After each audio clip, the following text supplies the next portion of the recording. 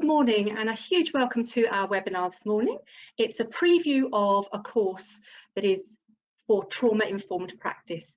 So our webinar this morning is Trauma-Informed Practice, Why Is It a Must? My name is Elaine Wilkins and I'm the founder of the Chrysalis Effect, and we specialise in ME, chronic fatigue and fibromyalgia recovery.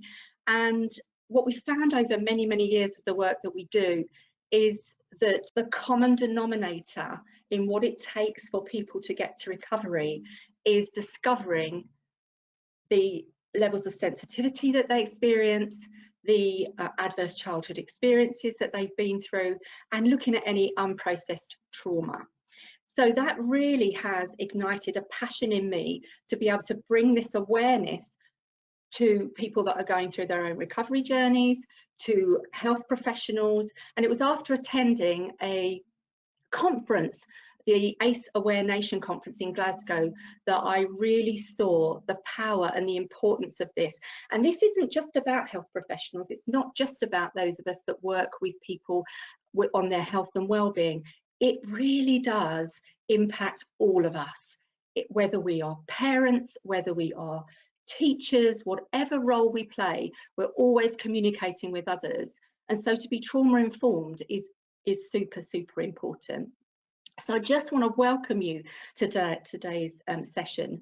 I'm always so thrilled that people are interested in this, and it'll be good to get to know a little bit about what has inspired you to come onto the webinar, and we'll look at that in a moment. As I said, my name's Elaine Wilkins, and I've now been running the Chrysalis Effect. I founded it back in 2009, so many years of working with people and supporting them through a difficult time, because when people have illnesses like ME, chronic fatigue and fibromyalgia, they're often very misunderstood. And what we've discovered is really it's the model, the health model that has been applied to those illnesses that hasn't worked. So a huge part of the impact that we can make is in bringing the education, information and support to people so that they can become empowered in their health. And I really truly believe that trauma-informed practice is the key to that power. I'm going to be hosting today with Dr Patricia Worby. I'll tell you more about her role in the Chrysalis Effect, and also some of the very powerful work that she does. So this is going to be our session today. It is a preview of a course that we developed so that we could make sure that anyone working within health, well-being, any situation where you are in close communication with others, we wanted to make sure that this information was out there. So firstly, we're going to start today getting to know you a little bit, and also a little bit about us, so you've got a bit of background there. Then we're going to be going into our session, and we're going to be looking at the science behind ACE and small t trauma and the link to chronic illnesses.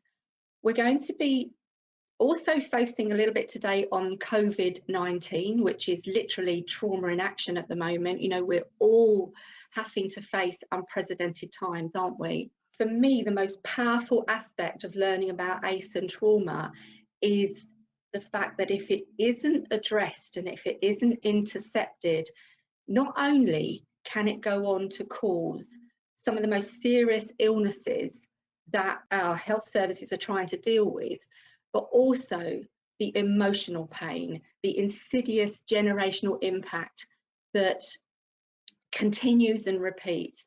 And the exciting thing is, with this work, once you know about it, then you can have the power to intercept that and literally transform the well-being of the next generation, which I think is incredibly powerful. So I'm going to be also going through the course modules today, and also the fee options for the trauma-informed practice course. And then after that, we're going to look at one final piece, which is super important, which is, once you understand ACE, once you understand trauma and you know about it, how do you recognize it? So how do the effects of trauma show up in you and your clients? And so one of that, I think if you saw the emails that were coming out about this session today, I mentioned that the word triggering was something I was not even on my radar a few years ago until I experienced it firsthand. You know, in a training room, there I was delivering training. I'd been training coaches for many, many years.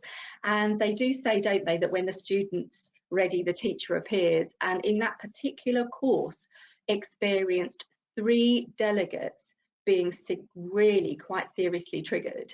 And luckily there was a psychotherapist that I was working alongside at the time who knew exactly what to do and recognised it all immediately. It was shocking to me because I realised that for many, many years I'd been teaching, coaching, and at no point had I even seen anything about trauma-informed practice. And of course, I've gone on to realise that there's many people that are working in those types of roles that don't actually have any understanding of the importance of knowing about ACE and trauma. So just a very, very quick bit about us.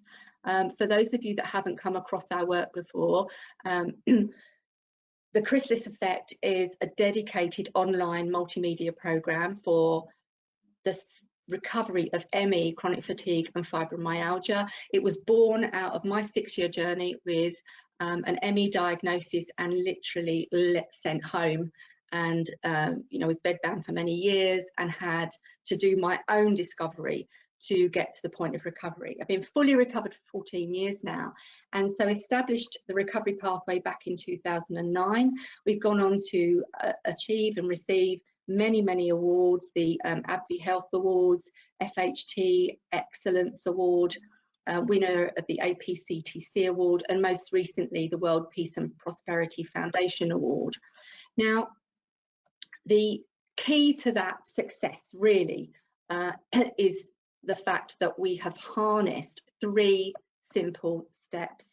And you'll see here, this is just a slide taken from some of the training that we deliver to our recovery specialists. Just like an iceberg, what people present with is only 10%, isn't it, of what's really going on. Over 3,900 profiles have come through the Chrysalis Effect, and what we have seen is over and over again the recognition that the symptoms, that 10%, what we have to get to the bottom of is the drivers of those symptoms. And you'll see on here some of the things that we delve down into and really bring awareness to people of what's actually going on for them. So when we sort of unearth the causes and we address them fully, then the symptoms literally just fall away. Now, central to that and what we're doing today is the high levels of sensitivity in people and where that sensitivity comes from. And what we see over and over again are difficult childhoods and trauma. So to us, there's absolutely no mystery to ill health. It's just the old model of looking at symptoms only actually doesn't work.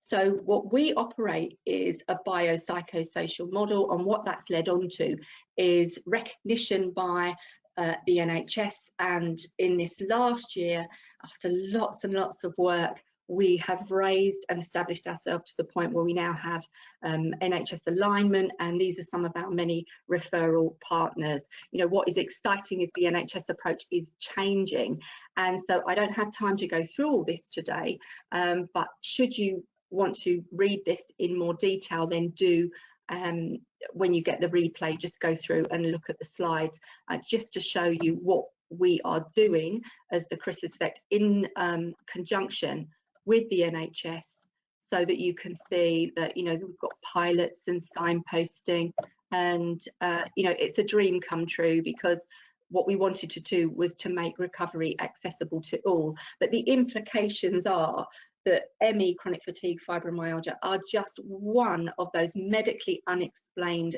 symptom-based illnesses.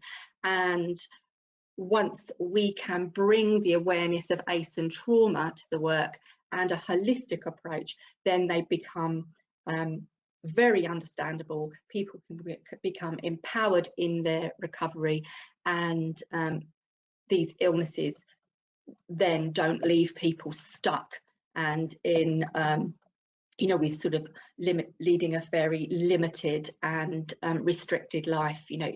Life's for living, and so recovery is absolutely possible. It's just that the symptom model actually hasn't been working. So our model is a biopsychosocial model, and the courses that we teach are all based on that. So as you know, today is a preview of the Trauma Informed Practice course. It's got a much bigger name than that, but I can never just remember it until I've got it on a slide. But what I just wanted to say to you was that the Chrysalis Effect is a not-for-profit organisation.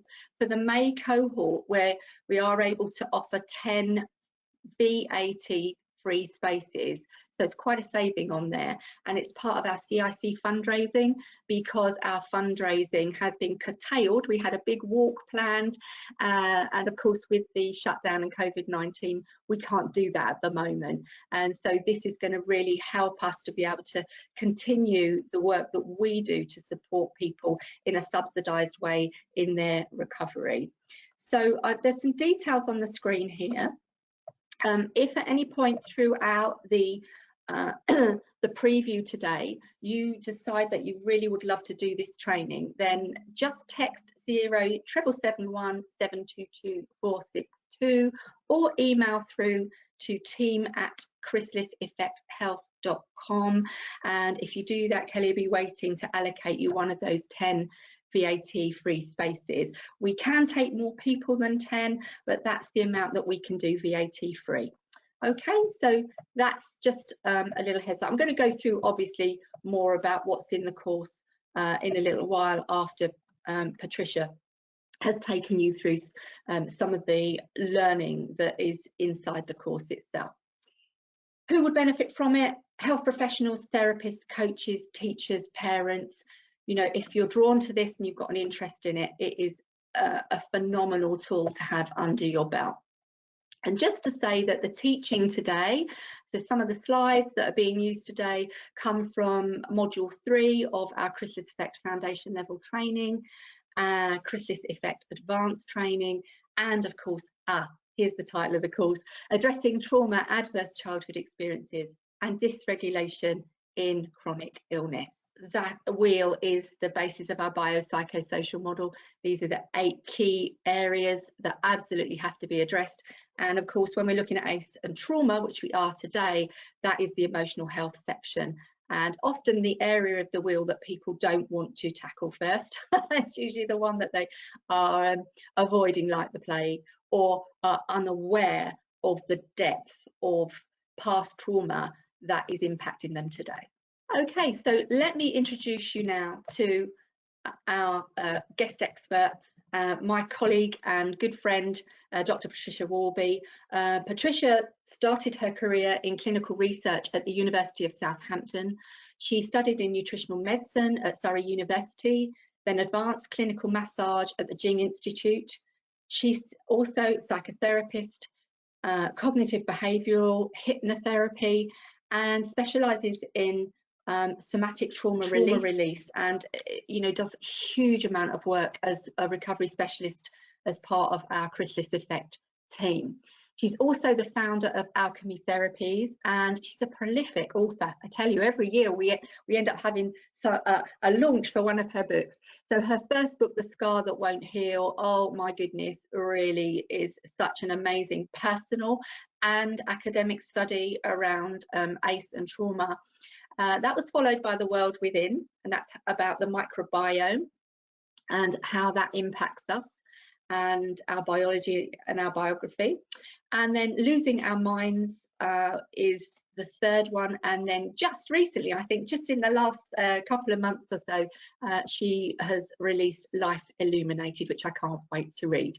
So Tricia, would you like to pop your camera on now? It'd be lovely to see you. Thanks for taking time to do this preview with us today. Absolutely, both of us are fascinated by this work, and I just want to, before we start, I just want to thank you from the bottom of my heart for the deep work that you do with so many of the patients and clients that come through the Chrysalis Effect, because we get the joy of seeing how they are literally released from the imprisonment of ACE and trauma that they have often never even been aware of until they come through. And so it's my turn now to, it does, doesn't it? It is like it's so incredible. And in fact, I had an email today from one of those clients I'm going to send over to you later.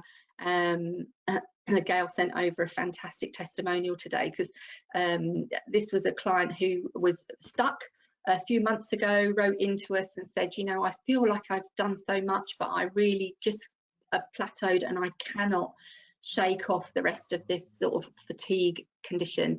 And that's where we knew this lady was ready, and started to learn about ACE and trauma, did some work with Patricia, and she says she feels you know, the best health she's ever felt. She's doing things that she hasn't been able to do for the last 4 years. So it's powerful stuff once people understand it, isn't it, Tricia? Totally. Yeah, totally. Yes, it transforms everything. Well, welcome everyone, and thank you for tuning in. It's lovely to have so many of you online today. What I wanted to talk to you about initially was just why I got involved in this work, because you may think I woke up one morning and thought, I know, I want to be a trauma therapist. The truth is actually not that at all. It's initially I got ill myself with chronic fatigue, and in getting better, I had body work. Through that, I became interested in studying body work, and I became a massage therapist. And that was where I was going to end up. But I had a client come to me one day who claimed she wanted some stress relief. That's what she came for, and lay down on the table as normal. Everything was entirely normal as far as I could tell. I did an intake with her and it was, you know, a stressful childhood, but nothing terrible. And then I did my usual, where I just put my hands on the body as I begin to rest the body and kind of introduce myself to the body. And something really peculiar happened, whereupon this lady flung herself up, started to bleed from her nose and choke. So there was spittle and blood everywhere. It was quite horrible. And I was 6 months in to being a massage therapist. This was quite unexpected and frightening. And somehow I had the presence of mind to realize that wherever she was mentally, she wasn't here in the room with me. She was somewhere else. And I remember putting my hands on her shoulders and looking in her eyes and saying, you're here, you're safe, you're with me, it's okay. And eventually she started to calm down, and we realized that I had triggered her in some unconscious way, which became apparent as we began to learn together what this was. And I decided at that moment I needed to find out what it was that had happened to her that day. And it turned out to be an unconscious body memory of touch on the back of her neck, and that's a trigger, and I'll talk about those in a minute. So from that moment on, I wanted to learn more, and that's how I became a trauma therapist, using the body as the method of unlocking trauma. If you think you're not involved in trauma work, I'm about to show you that pretty much anyone who works with people is. And I'm going to start with the definition of trauma, and just the fact that trauma is not just the big things in life. It's not just what's commonly imagined, you know, being in a fire, having a major accident, maybe being taken hostage or something like that. There are many small t traumas which are usually relational, and they happen generally in childhood, although they can also continue on into adulthood. And the link between these cumulative, chronic, slow burn traumas are that it downregulates certain processes in your body and causes chronic illness. It's definitely correlated very, very strongly. So, you know, what do you think of when you think of trauma? Most people think of the sort of thing we're going through now, actually, you know, in this pandemic, but it's usually thought of as these one-off events, isn't it, that really imprint in our minds a sense of danger. But relational trauma can also instigate threat, and it's a drip, drip, drip thing. It's much more low level, but it's chronic and it's daily, usually for most people, and it changes the way you perceive the world. So trauma is everywhere. It affects all of us to some degree, but it affects some of us more than others.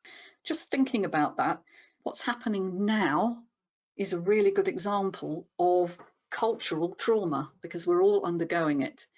It is a global pandemic, which is everywhere, but there's also this pandemic of fear, which we're just riding the wave of at the moment. I would say we're on maybe the peak of that, maybe just about to come down. Fear is very pervasive, and it's also something we pick up from other people because we are relational creatures. It's driven by the loss of certainty, that we don't know what to do. All our normal props and crutches of our normal daily life have been taken away or altered beyond recognition. And so we have this lack of certainty, which everybody, all human beings need. How we would normally deal with that is we would control something that we can control as a coping mechanism. So when you saw the panic buying in supermarkets, that was something people felt they could do. They could fill their cupboards with food. But of course, longer term, that doesn't really solve the issue. And what we're seeing now is that even though we are hopefully over the first peak anyway, we have no end date and no exit plan. So this uncertainty of how we're going to get out of this is causing a great deal of anxiety for a lot of people. And that really is why we're all in trauma, is because we're all overwhelmed. Some of us are very isolated as well. And another coping mechanism for a lot of people is to reach out and get support. In fact, it's the first one that a child will make from their parents, but of course that's not always successful. So isolation is another big factor here, which is particularly affecting, I believe, the children, teenagers in particular, and the elderly. And of course, we can't ignore the kinds of trauma that are going on in the front line in emergency care right now and in care homes. We're seeing the results of that finally, and you know that people are dying, people can't have their relatives nearby, you know, and the staff that are looking after these people are finding it very, very traumatic. So I believe we're going to have an explosion of trauma once the adrenaline rush of this peak is over. But as I said, I think children in particular and teenagers are suffering in a different way. And of course, those of us being forced to isolate with our families have no escape from family dysfunction. It's nice to think that all families work really, really well and everybody's happy, but we know that the truth belies that fact. So we are all forced to be with people who may make us feel unsafe in some way. COVID-19 is going to have another form of trauma, I think, and it's going to raise people with existing anxiety. It's going to raise their anxiety levels even more. And we're seeing a lot of mental health issues, people with OCD, for instance, who've always been taught that washing hands is a sign of their illness, and now seeing everybody doing exactly that. And so it's changed the boundaries, I think, of what we understand to be acceptable mental health. You know, we are seeing a broader range of conditions now with ever more frequency. So it's an additional part of the course that I'm adding in specifically for this time. But let's look at some of the basics of what causes trauma then. So it's not just the events that happen in the outside world, although of course that's a big part of it. It's also how your body makes meaning of that, and therefore how it interacts with your genetics, for instance, because all of us have a different level of set point or sensitivity to stress. And one of the things that modern science is showing us is that this kind of genetic sensitivity, if you like, sets up a hyper response to stress in some people. There are quite a few genes involved. The one that's mentioned here, the NR3C1 gene, is just another marker for the glucocorticoid receptors. Now, glucocorticoids are hormones developed by the body. The most obvious one, cortisol, but there are others. And so it heightens your sensitivity to those hormones and makes you more likely to react in a stress response. And then your body accepts that as normal, and you can get very, very stuck in it. Now, with children, these responses are landscaped largely by their environment, much more than in adulthood. And so they end up being what we categorize as either an orchid or a dandelion child. And if you think of those two plants, an orchid needs a lot of care, and it's very sensitive to temperature and light, and if you overwater it, you kill it. So these are sort of orchid children. They need a lot more care and support. Whereas dandelions, they'll grow anywhere. You can kind of tread on them, they'll still come back. You can chop the tops off, they still come back. And so, you know, there are children who, you know, they sail through life. And so the same event does not have the same effect with everyone. It depends largely on how that is internalized or metabolized in your body. And that can be largely genetically driven. It's also behavioral as well, of course. We also look at these very important categories of adverse childhood experience, which we call ACEs. And it used to be obviously thought that only abuse and neglect constituted ACE. We now know that actually there's a much broader range of events that happen in childhood that can significantly change that person's response to their environment. In other words, it changes everything about them. And we have updated the definition of ACEs to include things like, well, obviously there's household dysfunction. So has a member of your household had a mental illness? Have they been incarcerated? Is there substance abuse? Have you witnessed or been around your mother being treated violently? Was there violence in your home? Or have you been in a household where divorce happened? Those are the obvious ones. But we've also had to incorporate a wider definition to include abuse from outside the home. We have seen, you know, people who come into the home who then abuse or somehow overwhelm a child. We've also seen schooling to be very, very important in terms of social interactions. And if a child is bullied or shamed or humiliated in that environment, that can set up this stress response. We're seeing social media now so, you know, prevalent in our lives, and children are so glued to their phones and their profiles. And of course, they're looking for validation in the external world. And what they're getting is a lot of shame instead, you know, and this is very dysregulating to the nervous system. We also have to include the death of a loved one, a significant other. That doesn't necessarily have to be a parent. It could be a grandparent. It could be a brother or a sister. Even, you know, if someone's emotionally important to you, it could be, you know, a member outside, somebody outside your family. So the death of someone, bereavement, is a very big trigger for a lot of people. But I see so many childhoods that weren't overtly abusive. They were normal, in inverted commas, pretty much like mine was, but I had a father with chronic illness. And so that changed everything about the way I grew up. So we talk about the broader aspects of ACE as well. It's a really important understanding. One of the things that we have realized is when working with people is that there's often an intergenerational pattern of trauma. So it's not usually just in you and your parents. There's a pattern before that. So your parents were traumatized by their parents and so on. And so this unaddressed trauma sort of carries on down the generations until it is intercepted in some way.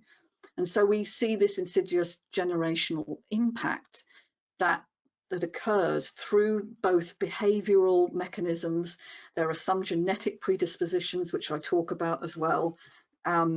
Some personality styles, for instance, which impact that, and, you know, the environment that children grow up in. So this is all interreacting, and we need to look at the depth and complexity of that. And I love this quote that hurt people hurt people. You know, if you have a parent who's had trauma, they're more likely to pass that on to you just because their nervous system is not well regulated, and so they're easily triggered by you. And that's how these pain patterns get passed on generation after generation. And we need to intercept that and break the chain. And so this is a wonderful way of looking at it. And I describe in detail how to do that. So I've touched upon sensitivity in this idea that everybody has a different set point. And when the stress vulnerability gene was identified, and we saw this is a different gene from the one I talked about a minute ago, the 5-HTT-LPR. Don't worry about the names, but basically what that gene does is it regulates serotonin, and serotonin is an important neurotransmitter. It's not the only neurotransmitter involved in trauma, but it's one of the most important, because it influences our ability to rebound from emotional trauma and stress. So trauma is felt in the body, but it can be recovered from if support and comfort and safety are present. And serotonin is kind of that neurohormone. It allows us to feel safe and comforted in our environment. And if that is low, you can imagine the body is not going to rebound very well from that. So we've found that there is a genetic vulnerability here in some people, and that can be easily measured, but you need to understand that it is present in a large number of your potential clients or the people you work with. This is one of the ways your biography becomes your biology, and the course looks in detail at both these aspects. So you may have come across trauma courses that deal with the psychology, and they're great, and you may have come across a few that deal with the physiology and looking at different aspects of the microbiome and different aspects of your hormone cycles and so on. Our course combines both, and I think that's one of the most unique factors about it, is we look at the correlations between these two based on this biopsychosocial model that Elaine already talked about. One of the things we need to really understand is that trauma doesn't just affect the brain. It starts with the brain, because there is a part of your brain at the back of your brain, it's actually underneath your cortex, called the limbic system or your limbic brain, which is registering unconsciously everything that's going on around you. It's sort of like your early warning system, and it's present at birth when you come into the world, and it develops quite considerably over the first 7 years of your life based on the signals it gets. So your brain is picking up signals and adapting itself neuroplastically. It grows certain networks. So if you're in a stressful environment, you'll be more aligned to threat as you grow. And it basically adapts itself so that if you do live in a situation of chronic stress, your brain becomes landscaped to expect more of it and to react at a lower level. And so it then translates that information into the body, and it does that through a system of your nervous system called the HPA axis, hypothalamus, pituitary, adrenal system, and in other ways as well. It must be said, through the vagus nerve and the microbiome. They're all interactive. But basically what it does is it sets up a hypervigilance to threat, and that becomes embedded in your body as a memory, as a feeling of what's expected. And so when you go through life as an adult, you expect trauma and stress, and by and large that is what you find, because your body has this sort of emotional memory of feeling unsafe and easily triggered, and thus when life stresses do come along, you're going to react much more strongly to them and find them very disabling. So trauma exists as a memory also, and I go into detail in the course about the different forms of memory and how in particular it's a form of implicit memory or procedural memory. And so you end up reacting in ways that you have been programmed to react from your earliest experience. So you're living in the there then instead of the here now, and that is why it impacts your work and your health, because you simply are not reacting from a point of view of being in your current life. You're almost living in a memory of your childhood. Now, here's some really astonishing statistics. When I first came across the initial ACE studies, it really blew me away. That 70% of the population, that's the vast majority, have had some form of attachment disorder or dysregulation as children. That attachment is about the bonding between parent and child, usually mother in the first 6 months, then father becomes more important, and siblings later on. And what it is, it's actually how your body responds to a feeling of safety and comfort if you receive it. Now, of course, a lot of children don't, or they don't have it reliably. And that's the 70% of us, which I realised, of course, with having a father who's chronically ill and my mother obviously very anxious about that. I never had the reliability of having comfort and support when I needed it. And so that's a form of attachment disorder, but there can be others. You know, you were humiliated by your parents routinely, you were made to feel wrong, or the wrong kind of person, or the wrong gender. These attachments go very deep. Your mother may have been depressed when she had you. There are all sorts of reasons why it can go wrong. But what it does is it creates a poor ability to self-regulate. In other words, your nervous system can't bounce back after a stress, and it becomes fixed as a sort of stress pattern, which becomes normal for you. So this original ACE study, 17,000 adults, so it was a very large study. I don't think it was 1977. I think that's a mistake. I think it was 1997. 28% of the study participants, and this was a middle-class insured cohort of people working for Kaiser Permanente in the US, 28% reported physical abuse. That's a very high number. And at first, the study designers actually thought there must be an error in the data and went back and checked it. 21% reported sexual abuse of some kind. And 40% of the original sample had 2 or more of these ACEs, these adverse childhood experiences. And what we now realize is that the more ACEs you have, the greater the effect on your health and well-being over the lifespan. So it really was astonishing information. There was a small minority, 12.5%, who experienced 4 or more. And I am wondering, actually, with what's going on at the moment with COVID-19, whether the numbers that we're seeing who are getting very much more serious disease, there may be a correlation to ACEs here that we're not looking at. I know there are correlations with gender and race as well, of course. So one wonders how much it's impacting the current situation. So this study, though, was one of the most important health studies ever done, and it came about pretty much by accident because they wanted to know why some people going through a weight loss program were succeeding and other people initially lost the weight and then put it all back on again. And that was how this ACE study began. So it's well worth checking out the original study. But what we found out then is with each additional ACE, you're 20% more likely to be hospitalized with autoimmune disease, which is where the body overreacts and attacks itself.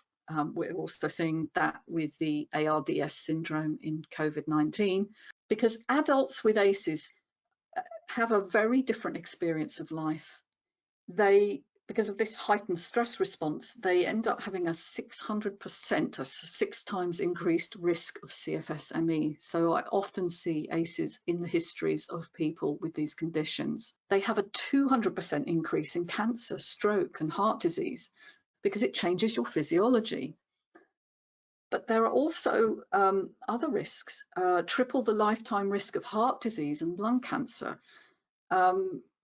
In fact, if you have 6 or more, you have a 20-year difference in life expectancy. So not only does it make your life less healthy, but it can actually kill you. It does affect behaviors, risk-taking behaviors. So a massive increase in the risk of intravenous drug use. And yeah, 4,600% and a 5,000% increase in suicide risk. ACE changes everything, because it has lifelong physiological effects which affect your physical responses and your psychological responses, thus your behaviours. So not only do you downregulate healing and repair, but you also are likely to do more risky things in some people, or you will be frozen and unable to form good relationships. So it really changes your life experience, as I talk about in detail. So this is just a section now, Patricia, where I'm just going to go through the nuts and bolts of the course. That's right. Sorry. And we're going to come back in and go on to the how to recognise it and what is triggering. And perfect. I'll disappear. Okay, so if you are looking to do some training on this, then grab a pen, a piece of paper, and I'm just going to take you through a little bit of information of what the course looks like. So I've got the title here now, which is great. It's called Trauma, Adverse Childhood Experiences and Dysregulation in Chronic Illness. There are 4 modules. So actually, Patricia, if you just want to run through those 4 modules, and then I'll go through the sort of details about the how. Okay, we divided it up into 4 main modules of 2 times 1 hour each module, I believe, and lots of case studies as well and examples of how to work with people. But the first one, it looks at trauma and its somatic effects, so the effects in the body, because you need to understand that trauma is more than just a psychological disturbance. And so I'll be talking about PTSD, including complex PTSD, which is more a relational problem, chronic pain and how it relates to that, the cell danger response, very important piece of work by Robert Navio, which looked at how the cell itself picks up this message and translates into downregulating your essential rest and repair mechanisms. So we look at, a more mind-body approach here. And I cover some essential concepts like neuroplasticity, dysautonomia, which is the dysregulation of your autonomic nervous system, and epigenetics as well. And then in the second one, we look in more detail at the neurobiology of loss. So what happens, loss, by the way, is loss of connection, loss of comfort, loss of safety. Doesn't just mean a physical loss. So how your limbic system functions and how it relates to your survival system, because your limbic brain is all about survival at all costs. We talk about poor attachment and attachment theory, misattunement, which is a sort of development of attachment theory and looks at how this imbalance between your nervous system regulation and that of your mother or parent actually carries through into adult life as well. So it's not just what happens then, but often how it carries through. I look at different forms of memory and how they're laid down, so memory consolidation. You need to know the different types because it helps you to understand why people's memories get so distorted and why they reoccur as triggers. So we look at the different forms of memory.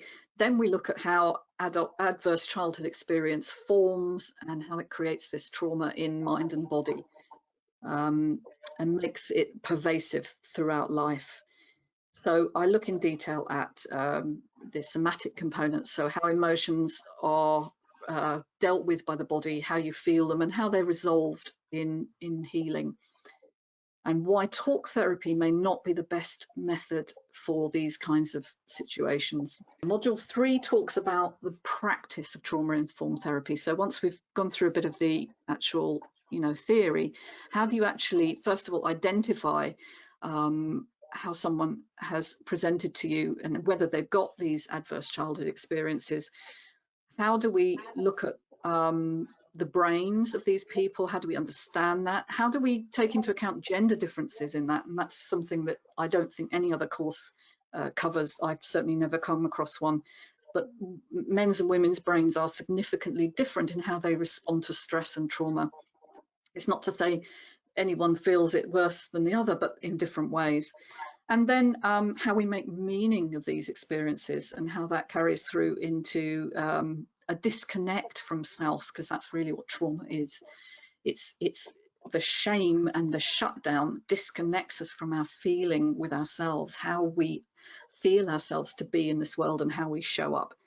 And then we look at working with certain theories that have helped to explain that, like polyvagal theory, which is a really, really important practical theory that every therapist and teacher, anyone working in the care or health sectors needs to understand. And so then we're moving you on to looking at changing things and how you work with dysregulation to reverse this dysautonomia. The final module is about how to refine that and reverse this message of threat, and using certain psychosensory tools to actually change your neurological output and rebalance this stress response into one of safety. And I take you through many examples and what may come up in your practice when you start to work with people in this way, because it's not plain sailing, and you need to be aware and know what's coming in order to, you know, properly work with your client without getting triggered yourself, of course. So I talk about the stages of release and what to look out for. So it's a very practical course as well. It's not just theory. Thanks, Trisha. Just the sort of practical features of it, really. The way it's delivered is 4 modules in a webinar format. We have a personalised interactive training library. We set up a trauma-informed Facebook forum. So that means that if you've got questions while you're going through the training, then you've got a response to those questions. Also learning reviews in there as well. And we will give the date today, but we do a live masterclass peer Q&A session. So the modules are already recorded, you receive them, they're released weekly, but then we do a live session once you've gone through those 4 modules. So you're supported through the modules and you get the live session at the end as well. You will get a Chrysalis Effect certificate of trauma-informed practice completion. So obviously it counts towards CPD if you're working in you know, a sort of consult type basis or therapy. In terms of support resources, annotated and referenced PDF of slides, learning review templates, recommended reading list, and downloadable teaching resources to use with your clients as well. This is the most important thing, is that this has got resources as well. And of course what it does is it taps you in to if this is for your knowledge and for your awareness.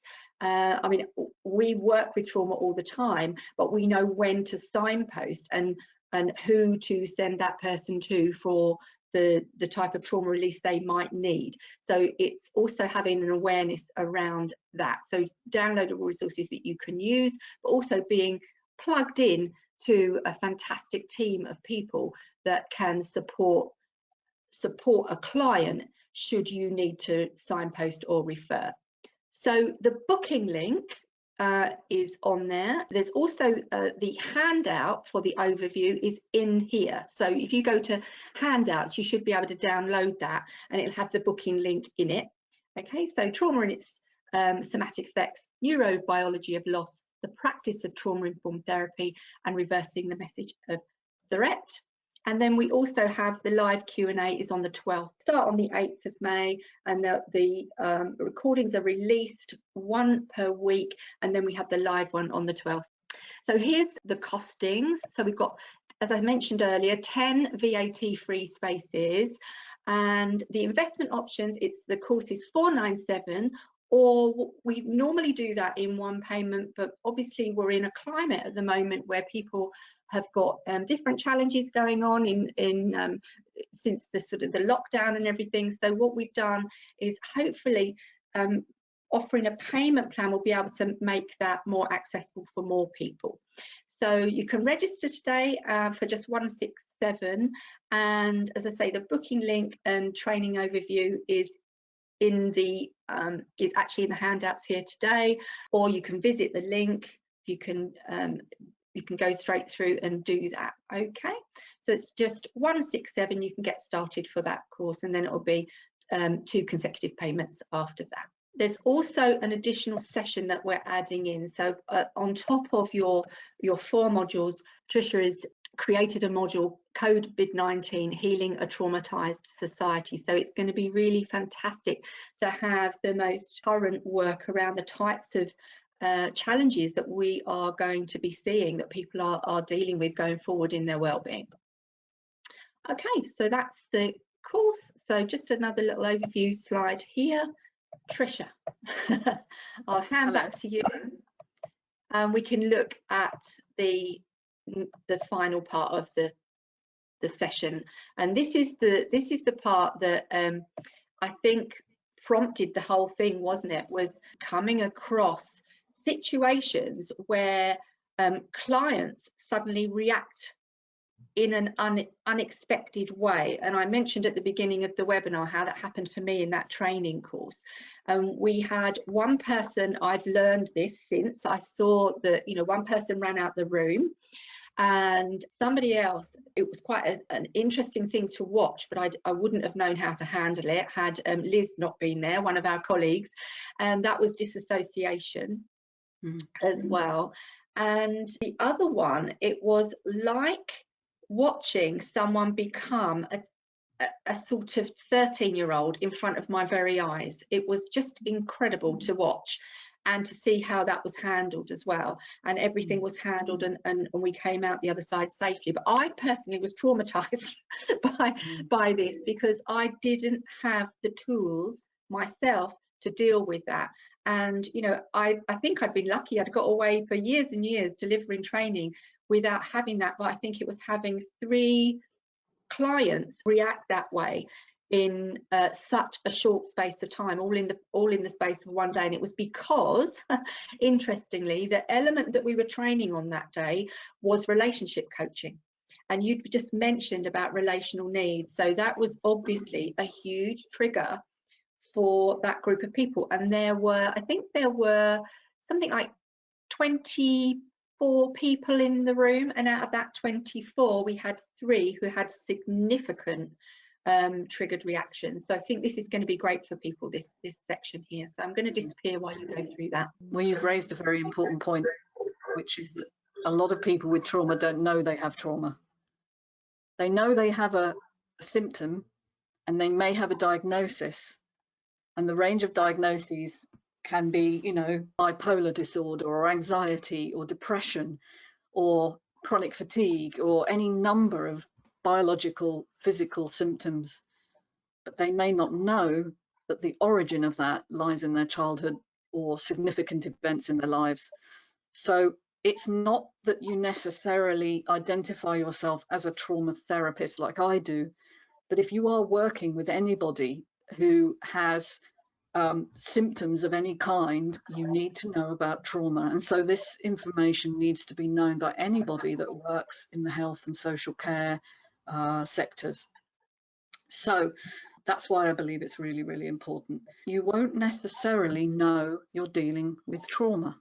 And in some ways, this is very similar to working with chronic fatigue syndrome, because it's an invisible problem. It doesn't announce itself. You may have people like the lady I dealt with who, you know, had clearly something happen in her life, but she wasn't even aware of what it was until very much later, because people are often amnesiac. They're often forgotten the originating events because their brains were too immature at the time to have registered the memory as a narrative memory. And so we may be dealing with their symptomology as we're working with them. We may be working with them in a talking capacity, allowing them to go through, you know, things that are bothering them or troubling them, and that can be very, very beneficial. However, I do think it has its limitations when the triggers and the memory is stored in the body, and that's where I think working through the body is so much more powerful. The problem with talk therapy is that in re-evoking these difficult emotional memories, you can actually re-traumatize people. And I've seen a lot of examples of work where this systematic kind of re-triggering is encouraged to actually get people to get over their sensitivity. But I have found that people who go through that process often end up feeling worse than they did at the beginning, because it has not been processed. It has merely been re-triggered or re-traumatized, in fact.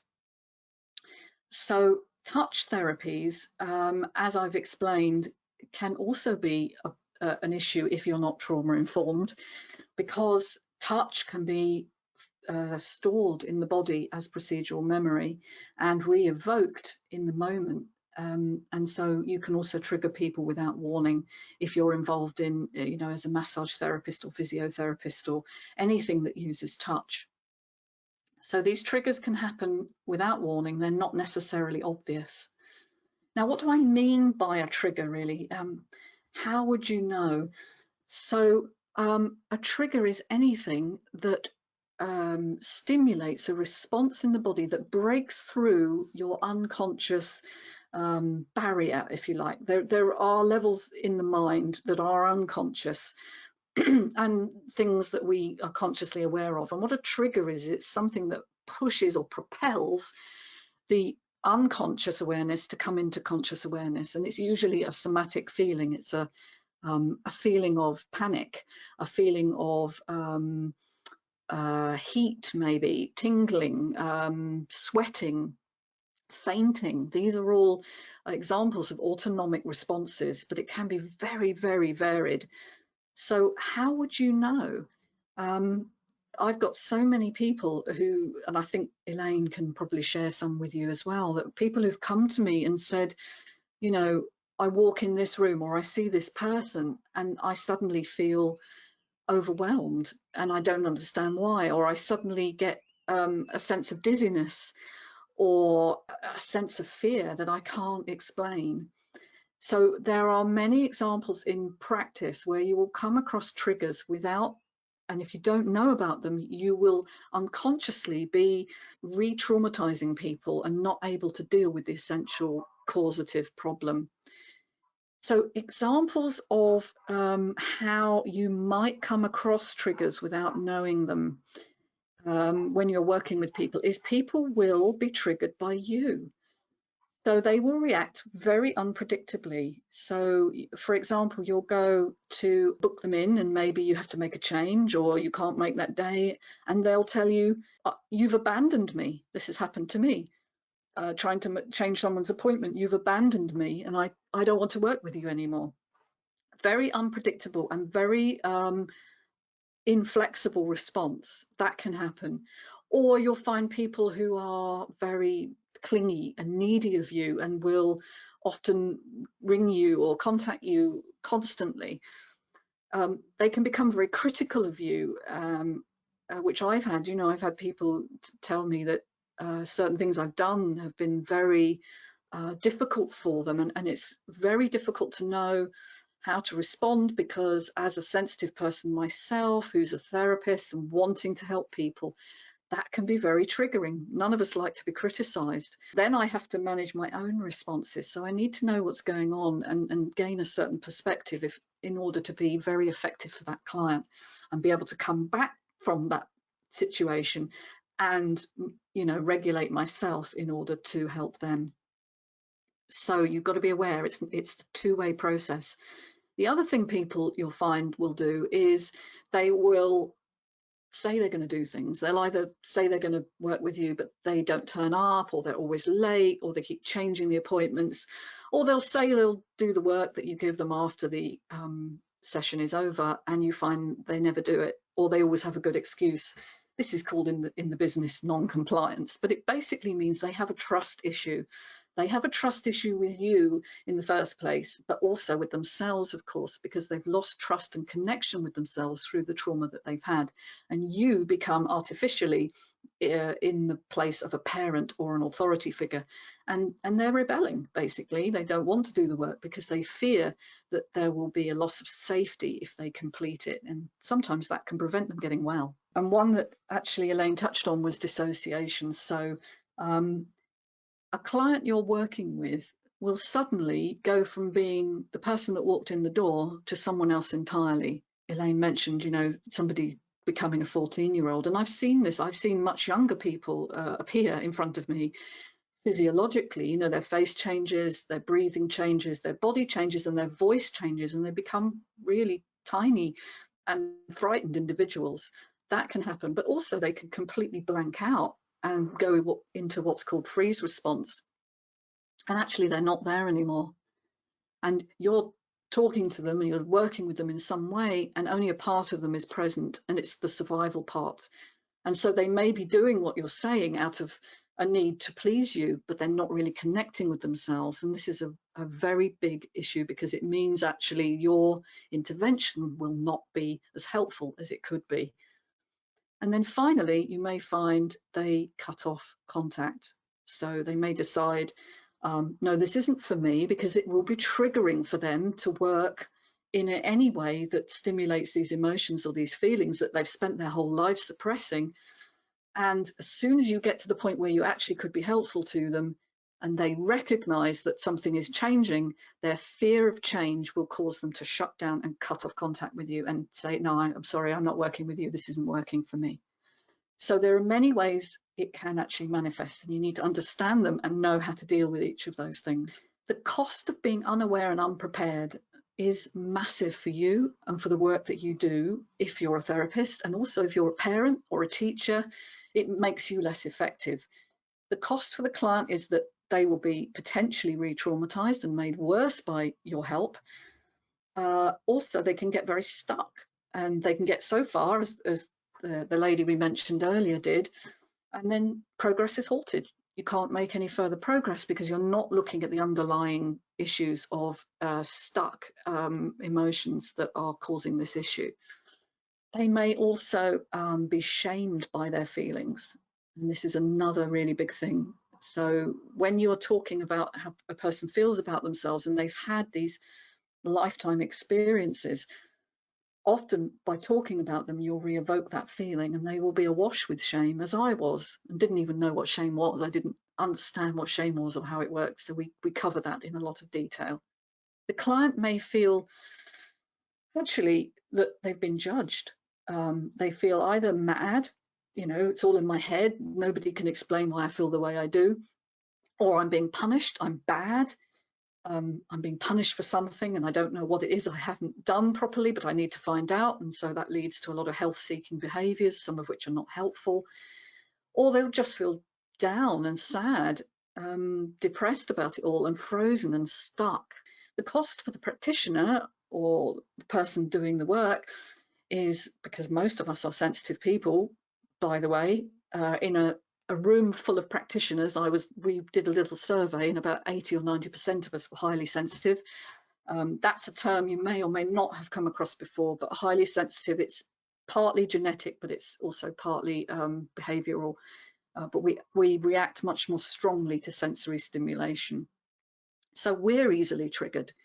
And our feelings of failure, if we've got to this point with a client and then they disconnect from us, or they don't turn up, or you know, there is a problem, is that, yeah, we're going to feel like a failure, and that is potentially very damaging for our professional and personal health.